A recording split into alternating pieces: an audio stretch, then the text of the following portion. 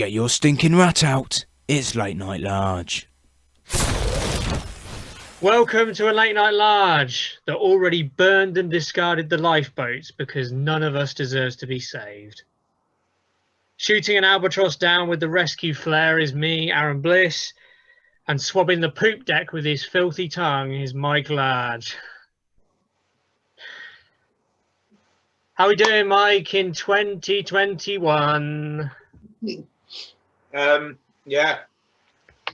Yeah? Doesn't really feel very different, does it? No, funnily enough. It's interesting, isn't it? I've heard other people mention this, but because presumably because of the very restricted behaviours we've had to endure, it doesn't really feel like anything has changed at all. Like normally at the new year, I know some anal person will go, nothing does change, just the next day. But with the TV, the radio, the people around you, the social events, everything coming to a crescendo, everyone realizes that the new year is here. The fireworks, the bells ringing, the cheering, whatever. This year, it really was legitimately like, 1st of January then, all right. There's just nothing. I mean, there are probably some people who just like burned effigies of 2020 and like sang and danced naked and saying, yes, this awful year is over. I hate to break it to you people, but this year's not going to be much better. No, it won't. But I think that now, more than ever, people can't really afford to have that attitude, can they? I mean, There's the realist in me just says, well, let's just say what we see, call it what it is. I think as a race, humans need to have they need hope. No, I completely see what you mean. It's difficult because when I speak to people, like friends and stuff, and they talk about the new year or they say, oh, how you doing or whatever, I really have to hold back. I'm just like, well, it's really shit, isn't it? Because, we're all going to be poorer. We're in a permanent decline and the climate's breaking down. But it's just like, oh, yeah, we're all right. Yeah, we'll make the most of this year, that kind of thing. And to be fair, it is true. I think if you scale back your aspirations, and I don't mean scale back as in not fight for what you believe in, but maybe you need to take a step back and think, just picture the worst case scenario, put it over there for a while, and just say, okay, within just the parameters we're in now, how can we make the most of this time we have left? And you can find optimism. You find optimism in other people, don't you? You also find despondency and anger and fury and rage at other people, but people who are close to you. I think what it is, two things on that. You don't want to look at other people too much. My disdain for other people is well documented, but genuinely, I don't think people should be. It's just horror story after horror story, isn't it? But I think what it's actually about is your own, because it has to be your own personal kind of little wins. That's all we're really going to get out of certainly this part of the new year. Things might change, and that's the hope that we talked about. It's feasible that by the end of this year, things would have changed for the better. It's not, it doesn't have to be all doom and gloom. And I know that we could sit and reel off like numerous reasons why it would be, but it doesn't have to be. It could.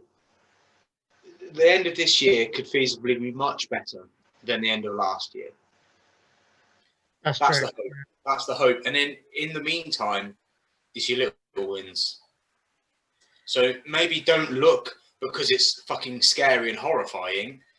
I don't mean be ignorant, but to everything, but don't look too much at everything, the grand scheme of things, because you just depress yourself. You just depress yourself. Take your little wins. Like, okay, cool. I've got something to look forward to on Wednesday. You know, or by this Saturday, I'm going to have X, Y, Z. Cool. That's what you need to aim for. That's what we need to be doing at the moment. Take the little wins. That's a fair point. No, I think that's actually that's a spectacularly useful point, Mike. I think honestly, I think anything you can do to pick up your spirits right now, nothing's off the table. You know, whether that's buying yourself little trinkets on eBay every couple of days so you have something to look forward to in the post, or you know, working on your fitness goals, or watching your yoga videos, or you know, reading as many books as you can, or eating as much junk food as you can. Whatever kind of gets you, yeah, need like that. Whatever gets you from one day to the next with a relatively positive mindset. But it's also important to say that if you are feeling really, really in the abyss, you're definitely not alone. Do reach out to professional bodies and or your close friends and family, because often these things do get better. Not everything might get better, but things won't definitely be this dark for, you know, endless days. There will be some relief of some kind. And you know, people who watch us might think that, you know, oh, what the hell would we talk about if there was nothing shit going on? It's like, I'd rather be taking the piss out of things that don't matter than like ripping the government a new arsehole because they're literally threatening the lives of our citizens and making lives worse for everyone. But here we are, I guess. And rather than delay any longer, Mike, let's go straight into it. So we've just entered it. I mean, there's no point in hanging around. So as befits a show that goes out once a week and isn't the quickest to edit and upload, we have to record on a different day to the day this goes out. And of course, the day we're recording this is the day that Boris Johnson has once again decided to deign to bless us with his presence tonight at 8 o'clock. So by the time this goes out, we'll already have known the claptrap that's come out of his mouth. But at the time of recording, it's not long before he's scheduled to appear on TV to give his latest bullshit update, where he will most likely copy everything that Scotland has done and he was told to do by the leader of the opposition 24 hours ago. So, Mike, I'm just going to say, first of all, is this Groundhog Day? Because it seems like we've been here before so many fucking times. You know we need a lockdown. I know we need a lockdown. You ask 10 completely apolitical people on the street, and 9 out of 10 people will say, well, shouldn't we have a lockdown? And here we are with Johnson still with his thumb up his ass. We haven't got locked down. Oh, but it appeared on Andrew Marr and did his stupid little hand gestures and positivity and saying, I'm reconciled to some kind of harder measures, while, you know, hospital workers and that are on their fucking knees having to potentially turn away cancer patients and things like that because of the overwhelming COVID cases being brought in all the time. So my question to you, Mike, am I right in saying this is just Groundhog Day again? Are we in some kind of hell spiral where we keep repeating the same basic issues over and over again where nobody learns anything? I think you can be forgiven for thinking that, and I don't think you'd be alone. I think probably the vast majority of people that actually have a clue about what's going on around them probably feel the same way, because it is very much like that. You know, the topic, I mean, when you're in the midst of a global pandemic, I mean, there's going to be some discussion around it. But like you say, the painful bit is where we feel like, maybe not individually, but as a country or whatever, we're not learning. We're not learning from it. We're not learning from our mistakes.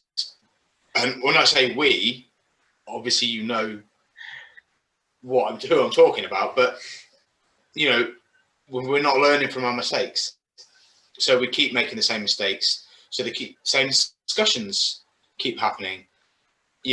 Fair enough if there's some groundbreaking discovery. Okay, let's revisit this now because we have a lot more information. Sometimes that's probably the case, but it's not, is it? It's not.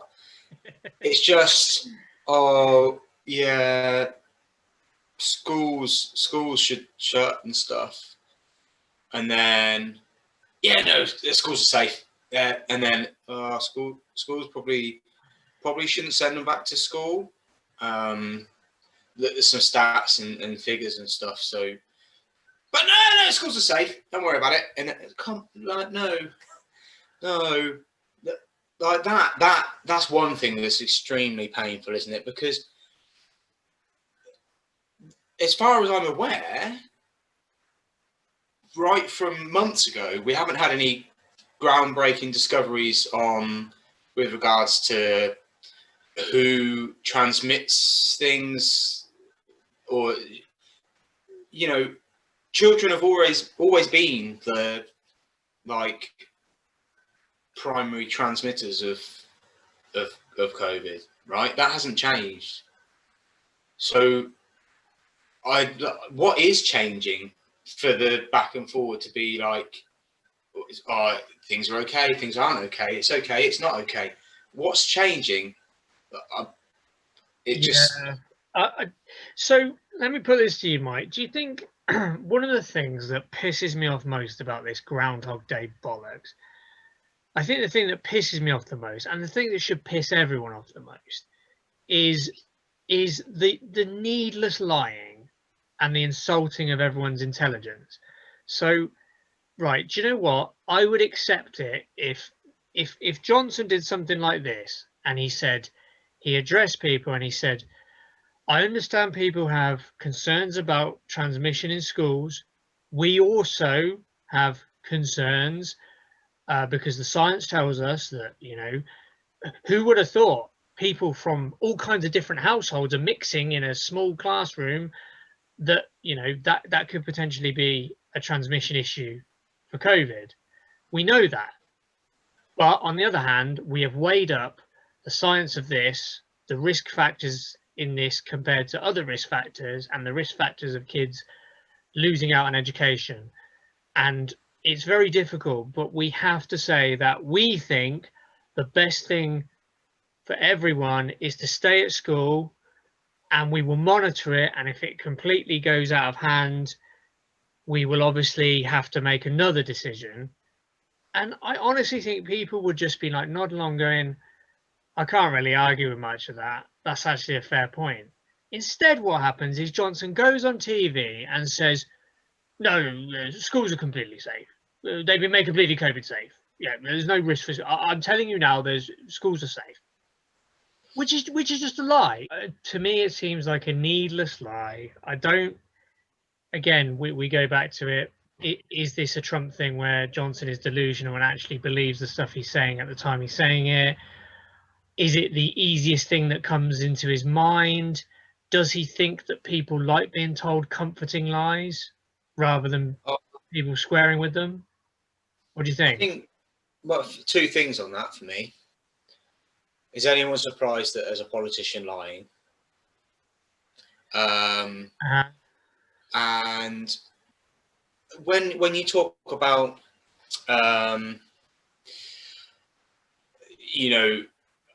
the way that he addresses the public, masses, right?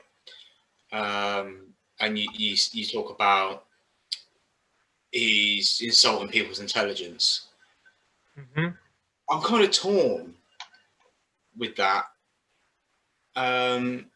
Again, I've said it many times. It's difficult, isn't it? Because when you address the masses, I know what you're going to say. I know where this is going. have to appeal to the lowest common denominator. So, remember that the message you're getting across is, everyone needs to be able to understand it. All the window lookers included, everyone. So, how do you both do that and not do that at the same time? Okay, I'll tell you what.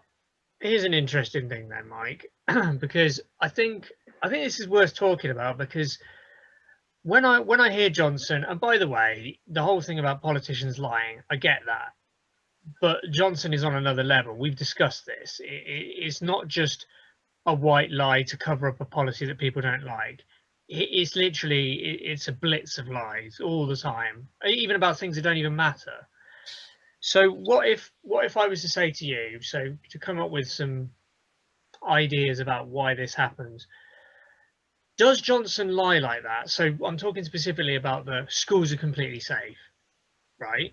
So a lie like that, does Johnson lie? I'm going to give you a few choices. Does he lie A, because he's just a compulsive liar and that's just how he operates? B, he genuinely believes the lie. He's completely wrapped up in his own fantasy world and he does believe these lies. C, he's being very compassionate to, like you say, lowest common denominator, low information, low education people whose kids might be at school and he doesn't want to worry them. He genuinely was appealing just to them. Does he, D, which I just came into my head, D is Johnson doesn't really do detail, and you get the impression that he actually gets frustrated at having to deal with anything in any kind of complexity, and he literally reaches for the lie because it's like almost like too lazy and irritable to engage with a sort of somber truth, so he'd rather pick an optimistic lie. And then another one, interesting one that I just came up with, but this is part of a broader picture, and this would also answer another question that we floated earlier, Mike. So when I said it was Groundhog Day, you know what I mean? It's that, something leaks to the press or people see figures and they're like very, very worried. Couple of days pass and people are going, oh, it looks like we're going to have to go into a lockdown. Couple more days pass, everyone's asking the Prime Minister and whatever, and he'll say something like, well, things are changing and we're going to have to keep an eye on it and there may have to be decisions, and then nothing happens, and then again procrastinates for another week or so. So that behavior mixed with the optimistic lie, is it part of a bigger picture where Johnson is trying to gain consent for everything from the public? He wants to get to a stage where everyone is basically banging on his door saying, restrict our freedoms because this is the only way you're going to, get the virus. You're barking up the wrong tree if you want me to talk about gaining consent. Oh, very good. Bring it back down. Yeah. Get back in the gutter. That's where we belong. No, do you know what? I think it. I genuinely. No, I do. I genuinely believe it's a mixture of those things. Yeah. I think it is. It dependent on what the lie is and what the circumstances are. Sometimes it is just the easiest thing to reach for a lie. Sometimes he probably does actually believe what he's saying. Yeah, and I mean, the other thing to quickly jump in with, Mike, is if every interviewer was like Andrew Neil, Eddie Mayer, I'm trying to think. I'm sure there's. Kate Burley wasn't that great, but there are female interviewers as well who are, won't take no for an answer. If people like them were interviewing Johnson, I don't think he would lie as often as he does. Do you think it's also the system of media that we have that lets him off so easily? So he can just pluck an optimistic lie off the shelf and then the interviewer will just nod their head and go, "Oh, okay, thank you, Prime Minister." If that's if that's Andrew Neil or Eddie Mair or something, they go, "Oh, hold on a minute, Prime Minister, that doesn't make sense. What Yeah, about but you said, do you know what I mean?" you're talking about when and where and when these lies come from. Mhm. So, for example, the address that he's given us this evening, Yeah. that will be structured in such a way so that he can't be backed into those corners. We know this. Yeah. And if there is a difficult question, and sometimes they are asked, they're obviously avoided and dodged. Yeah. But it's a case of, and we see it so many times. So asked a direct question, a very specific direct question, and his answer is complete, as if he'd been asked a different question. That's a fairly typical politician response, if you like. Should he be able to get away with it? No. Should any of them ever? No. If you've got, like I say, it's the format, the where and when these lies are coming out. So I use the address this evening as an example. It's it's not going to be structured in a way. He's not going to put on this event whereby he can be made to look like a twat. Yeah. And if needs must, and it's looking like it's going to happen, well, quick lie, quick deflection, talk about something else, use one of his famous taglines, and then next question, or look to one of his experts.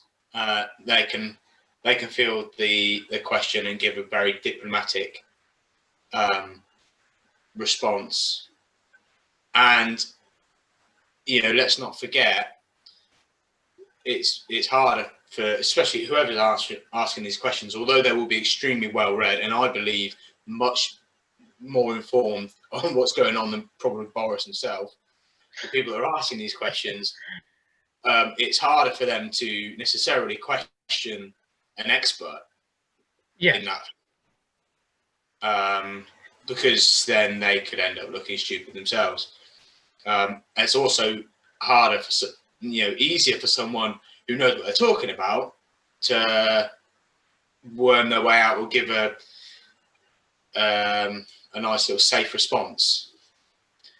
We know that's not Boris, don't we? We know that he's not the most informed on what's going on around him all the time, because either he lacks the capacity or he's too lazy to know all of the details that you would expect the Prime Minister to know at a time like this. Yeah. Which is why his default setting is lie, deflect, come back with one of my shitty little taglines, not really answer the question at all. Yeah. Because he doesn't really have the answers. Bluster, waffle, and bullshit. Yeah, I mean, we all do it from time to time. Yeah, but we're Prime Minister. Yeah, no, very, very true. Okay, so to give more context, at the time of recording this, which obviously will have happened by the time you hear this, Scotland, Nicola Sturgeon has, struck while the grass the nettle, as it were, struck while the iron's hot, and she's said there's going to be an immediate lockdown, complete lockdown, that's similar to exactly what we had in March, as of midnight tonight, which is the Monday. This might go out Wednesday or Thursday, so that will have already happened. Now, Mike, call me a cynic. Cynic? Yeah, call me a cynic, but it's so difficult, particularly with someone like Johnson, not to think the absolute worst of his intentions. So tell me if you think I'm completely off course here.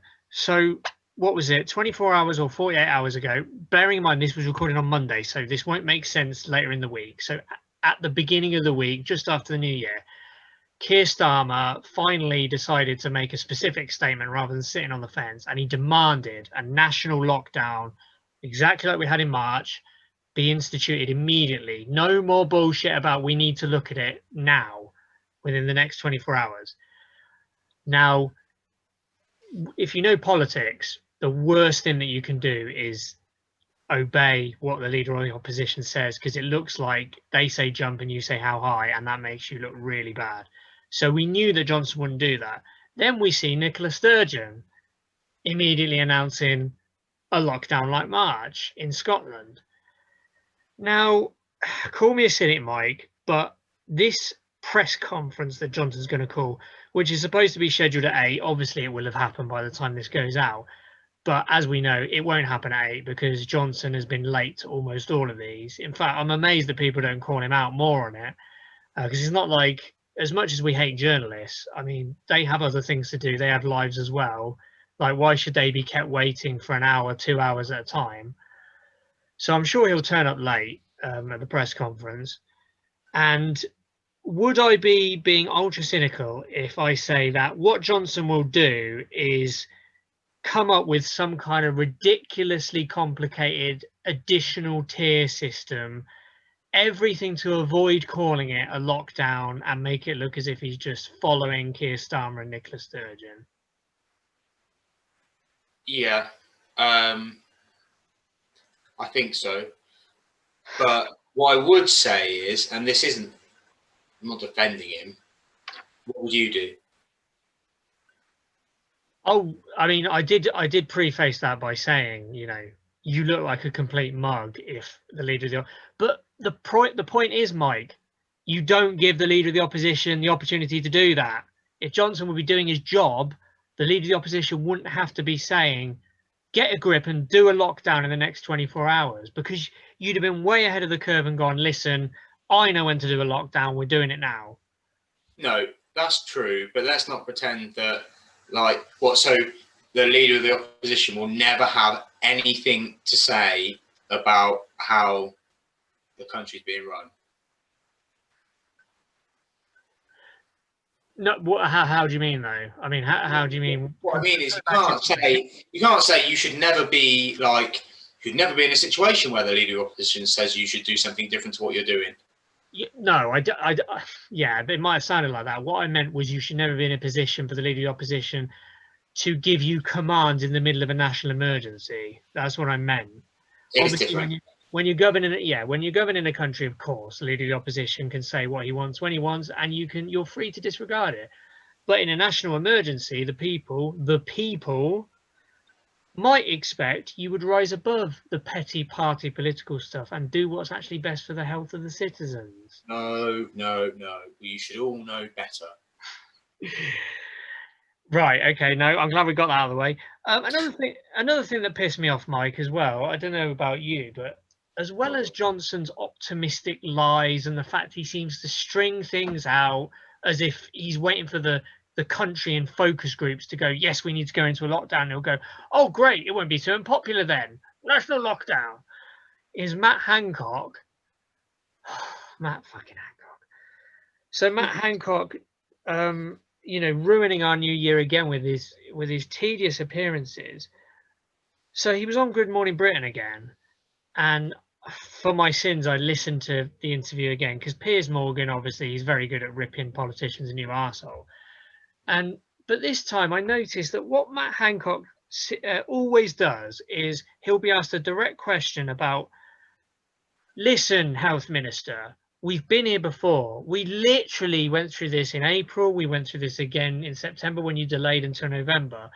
Are you going to finally stop talking about measures may need to happen and just do it? Do the lockdown and get us through this. Relieve the pressure on hospitals. Do what needs to be done. Can we ask you to do that? What does Matt Hancock do? He starts talking about, well, it's such a difficult decision because we have to weigh up. No, we know what you have to weigh up. You're paid good money to do that. We don't need to know that. If you're the boss of a company, right, you don't address your staff, give them bad news and then say, well, the thing is, I didn't want to do any of this, but the thing was, you wouldn't believe all the tough decisions, and then such and such did this, and you make the decision. maybe you might have to answer some questions, whatever, but you make the decision and you say, listen, this is right for the company. I've made this decision. If Matt Hancock could just, if he doesn't think it's a good idea to do a lockdown, then have a fucking set of testicles and tell us why he's not doing it. Don't say, oh, it's such a difficult he's like his spitting image character, you know, like he's in a romper suit and he's like always on the verge of crying and holding his teddy and like, oh, it's so difficult. You're paid like, I think it's about 150 grand a year as a cabinet minister.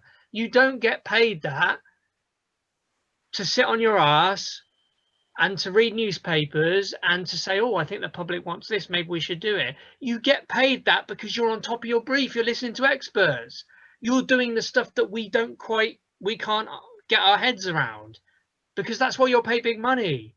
So don't stand up there when you're being asked a difficult question and say, oh, you wouldn't believe how difficult this is, you know, we have to balance all. So yeah, that's just my problem with Matt Hancock. I don't know about you.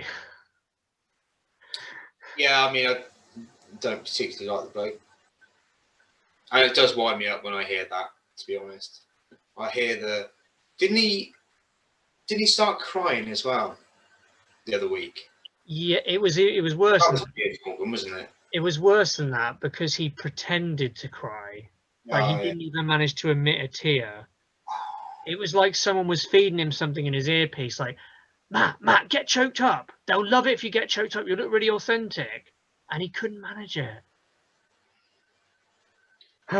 So anyway, I would advise watching Spitting Image because they've got him spot on with just in a romper suit and with his blanket. He's just such a wet wipe of a politician. Mike, I'm going to throw a provocative statement at you, and I'm going to see what you think about it. Go on. Partisanship aside, for the good of the country, how much longer should we wait before forcibly removing Johnson from office? Thought you'd like that one. I don't know if you actually want me to answer that or not. I'm actually, it is half serious. It's half serious. And the reason I say that is because if this is going to be Groundhog Day again, and we're going to delay again, and it's then proven again that needless lives were lost and it didn't help the economy at all, and exactly the same things as April happen, is there not a duty for parliamentarians to say this guy is not up to the job? Not as in he's not just up to the job of Prime Minister, but we are in a national emergency. We need someone who knows what they're doing because he's literally costing lives. I mean, do you think there's anything in that maybe people should think there comes a time when Parliament should forcibly remove him from office, replace him? I know that there's hardly an iota of talent or competence anywhere on the Tory front bench, but that's not the point. The point is he is the Prime Minister in the midst of a national emergency, and he is making the same mistakes as he's continued making. Should we consider it? Yeah, I think when you're making a decision like that, though, and you touched on it, You have to consider the alternatives. Yeah. Okay. Granted. Is, you know, okay, you're going to do something that bold. You got to be pretty fucking sure that. Like, hold on a minute, though. Hold on a minute. Hang on. You say that bold. Do you think Johnson's going to be Prime Minister by the end of the year, whether or not he fucks up a million more times?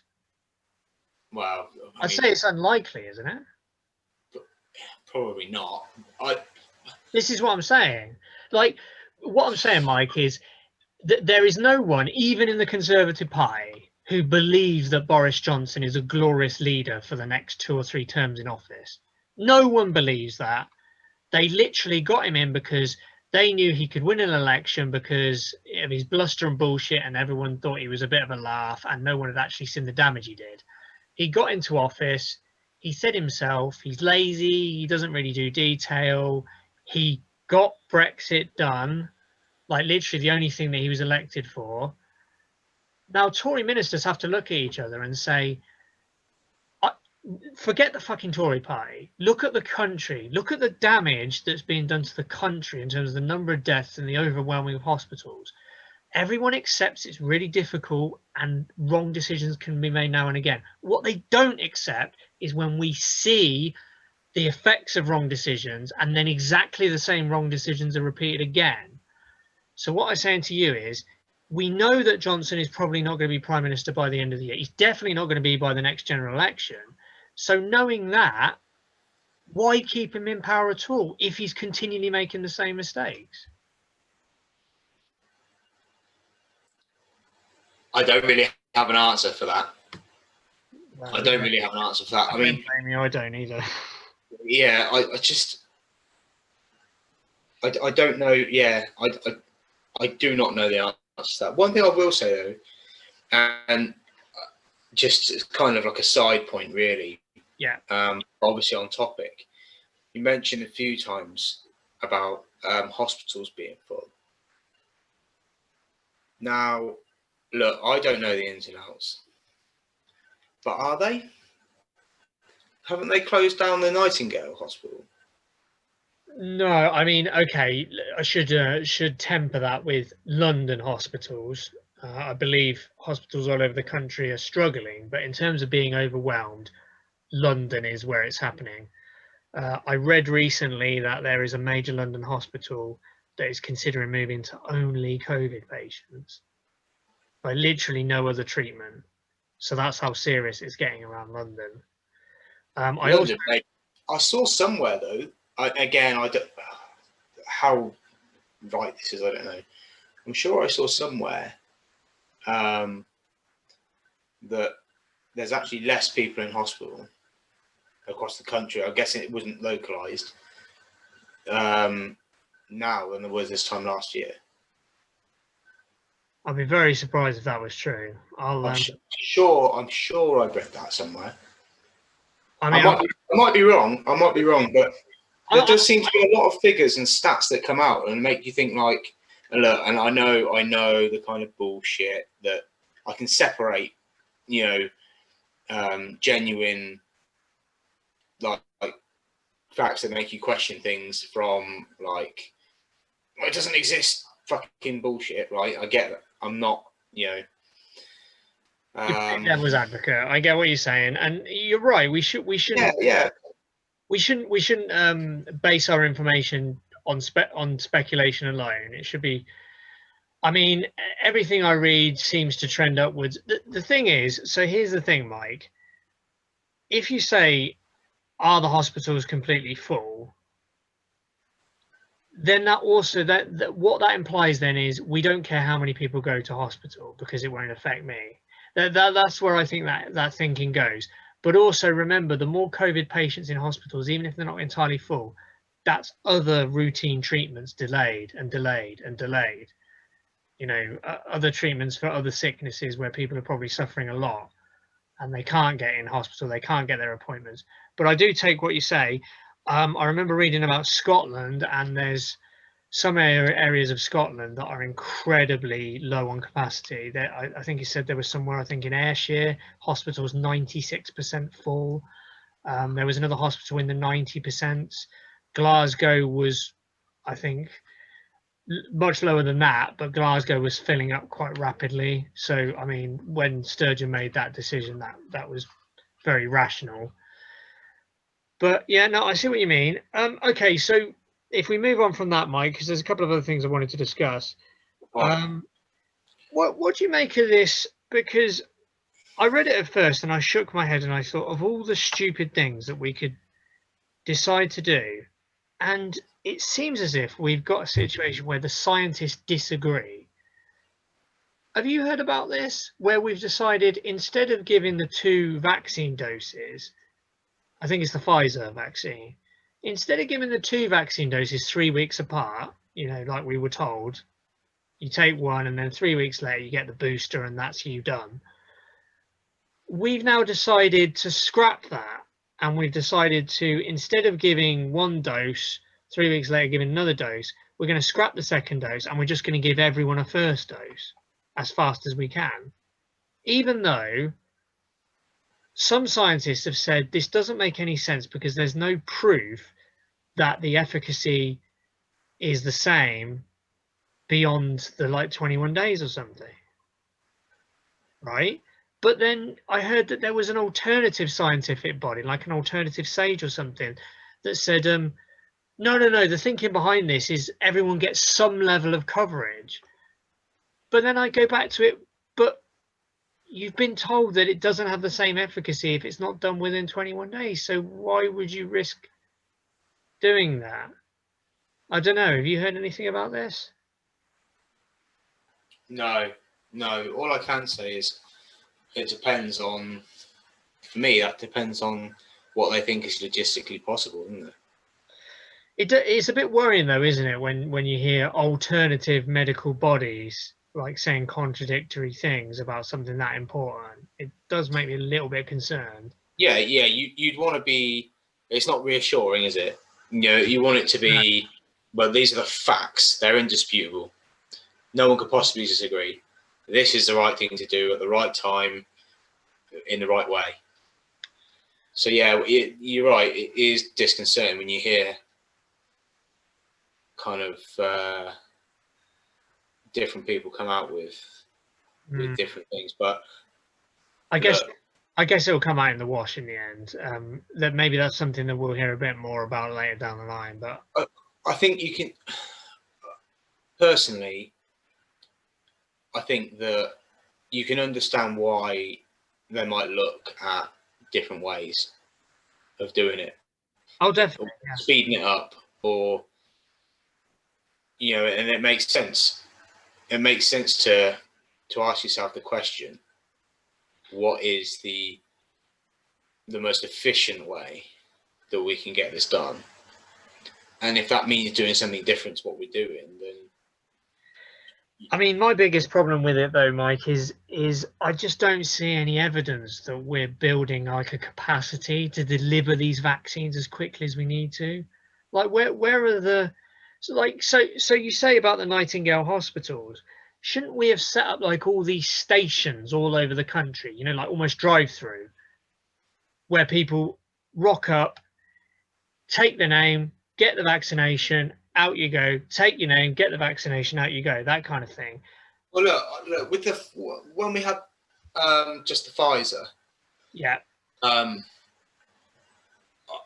I guess maybe there was a need for that, given the volume that we had and the rollout plan that we had. It probably wasn't necessary.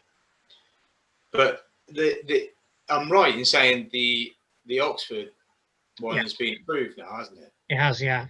And there's something like 40 million of those. Yeah, which begs the question is, so again, I might be getting the wrong end of the stick here, but my understanding was that we've basically left the administering of these vaccinations effectively to the NHS. Now, I love the NHS, but do they not think it has more things on its plate right now than delivering vaccines? Considering they've outsourced, stuff that should have been done in the NHS, like test and trace, they've outsourced all of that to their cronies. I don't know. Am I thinking about it the wrong way? But it baffles me that it seems to be GPs and hospital staff that seem to be made responsible for administering the vaccine. I'm just like, well, unless you have like self-administering vaccines, like you can send them out to people in the post and they vaccinate themselves. I'm not suggesting that's a good idea, but do you think? So you think it's because they have to be medically trained? That's what you're saying. You'd want to be fucking sure, wouldn't you? Yeah, I guess so. Yeah, maybe you're right. Okay, that's that over, because I wanted to quickly get one more thing in because we haven't got long left. I wonder what you thought of this, Mike, because there's some massive news. By the way, when I said the name of the episode, the era of rolling crises, or the age of rolling crises, that's how I see the coming decade. This is one example of it. We're in it at the moment. But I mean, the Trump saga, because obviously at the time of recording, Trump is still in office for a couple of weeks, just over a week by the time this comes on, and you see what he's up to now. I mean, we've got the spectacle of him continuing to try and deny the election result, get all these Republicans to, join his cult and say, no, we need to overturn this, even though, the horse is away and over the hill and he's still trying to bolt the stable doors. But yeah, the big news that came out the last couple of days was this recorded phone call that he'd made to, sorry, I don't know exactly who this guy was in Georgia, a Republican something or other. Was it the guy responsible for basically involved in the election process? I'm not exactly sure what his title was, but they've recorded a phone call where, as you said it quite succinctly, that he's effectively threatening him. Trump is effectively, like he likes to think he is, this kind of mob boss, fantasy mob boss in his head. He effectively asks him over the phone to fake votes to make sure he wins, and then implies that there will be consequences if he doesn't do this. Now, I don't know if anyone's familiar, because I don't know how young people who listen to the show are, but anyone familiar with Richard Nixon and what happened to him in Watergate? Like, Watergate was the biggest national scandal in American history at the time. And all Nixon effectively did was wiretap his opponents. If you'd have said that Nixon had rang up an election committee person and effectively said, make sure I win this election, and then implied that there would be grave consequences if he didn't make it happen. Oh my God. And yet here Trump is doing it. Yeah. I mean, am I overblowing it, Mike? What do you think? I just don't know that I have it in me to be surprised by it anymore. I just can't bring myself to even feign shock. It's I would almost be more surprised if he wasn't doing things like this. I know what you mean. I mean, like if say was someone were to ask you cold, they were to pose some questions to you, and they said, "I'm going to give you a situation. You tell me how you think Donald Trump would react to it." So he's on the phone to someone who's told him the election result in a state that Trump was hoping to win, and it's not the result he wanted. How do you think Donald Trump would react? Now, anyone with two brain cells, probably 99% of the people who were asked that question would say, oh, he'd probably tell him to find some way to make it so that he wins. So you're right. It's not surprising in the slightest. To me, I guess the most surprising thing is it was recorded. I mean, fair play to whoever recorded it and then released it to, I don't know if it's the Washington Post or the New York Times, but what a story. I mean, that is the most corrupt act a president has done. When I say corrupt act, kiddies, America is a very nasty country. It's done a lot of very nasty things all around the world. Go back to, if you want to understand the American mindset, particularly in relation to military action, there's a great joke that I saw. Sorry, it's a very morbid joke. So if you don't like morbid jokes, don't listen to this. But yeah, it's like a knock-knock joke. It's like, what's the difference between a terrorist and a child?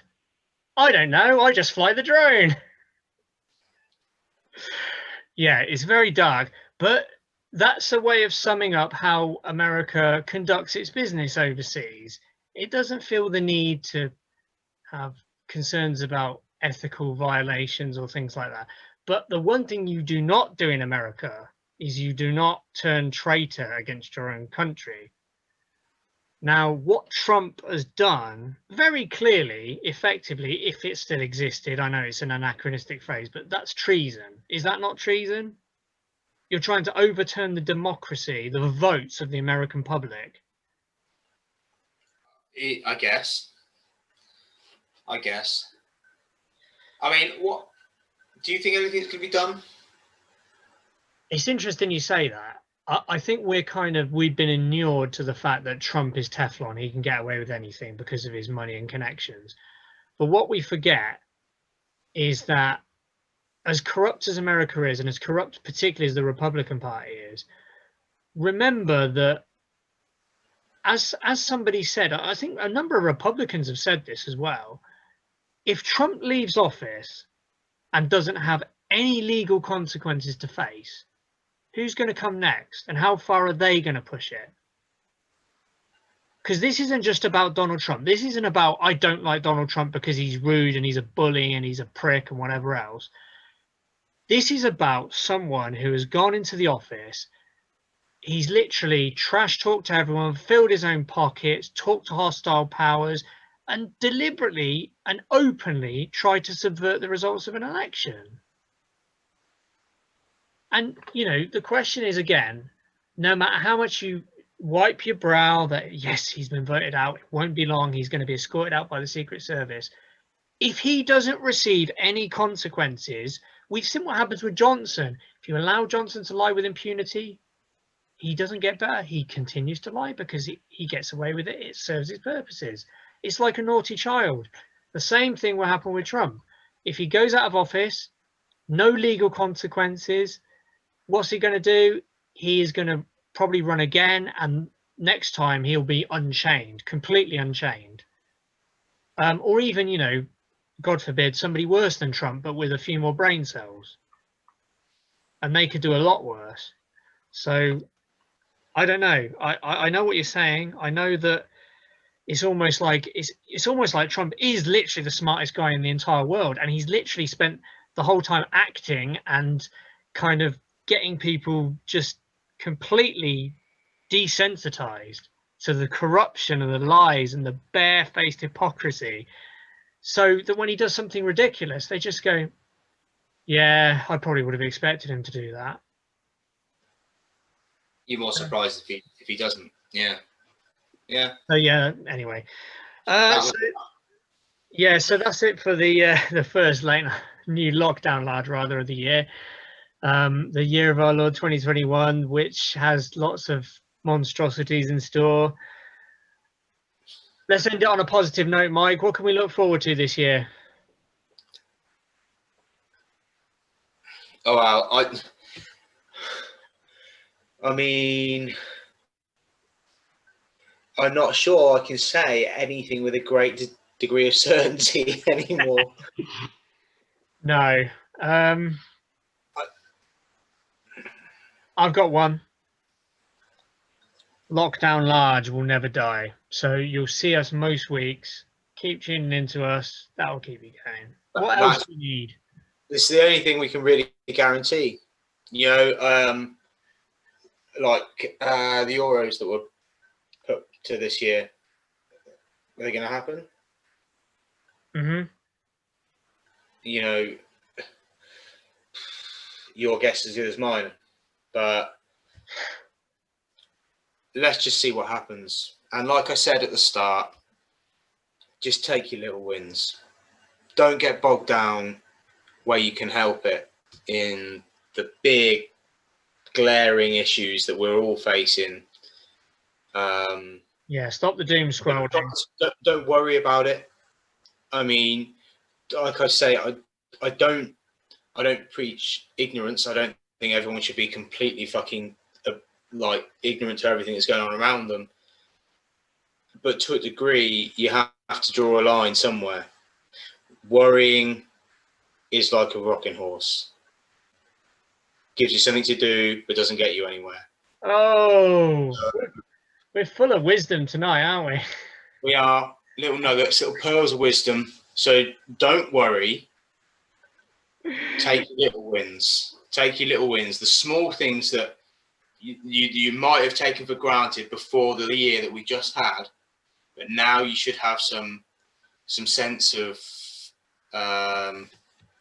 perspective, and you should be able to recognise those smaller wins. Aim for those. That's what matters right now. Very good, Mike. Yeah, don't worry, be happy.